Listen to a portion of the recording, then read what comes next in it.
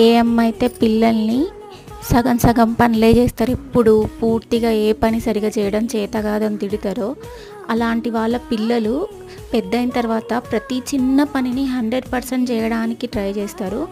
అలాంటి పిల్లల్లో నేను ఒకదాన్ని ఉన్నా. ఏ చిన్న పని చేసినా 100% పర్ఫెక్ట్గా చేయాలని ఆలోచిస్తూ ఉంటా ప్రతిదానికి. ఒకవేళ అలా చేయలేకపోతే బాగా బాధపడతా. అసలు అమ్మ చెప్పిన మాటకి ఈ వీడియోకి ఏంటి లింక్ అంటే, మా మమ్మీ సేమ్ ఇలానే చిల్లుగారెలు చేసేది. 100% ఇట్లా క్లాత్ వేసుకొని పర్ఫెక్ట్గా నీట్గా చేసేది. సో ఈ పనిలో మాత్రం నాకు పర్ఫెక్షన్ వచ్చిందని చెప్పి నేను అనుకుంటున్నా. హస్బెండ్కి నచ్చినట్టు వంట చేసి పెట్టడంలో కూడా 100% పర్ఫెక్షన్ రావాలి కదా అందరికీ. కొన్ని సందర్భాల్లో తిట్లే మనకి దీవెనలు అవుతాయి అంటారు, అంతే. ఇంకా అలాంటి అమ్మలకి, నాలాంటి అమ్మ కూచిలకి ఈ వీడియో అంకితం.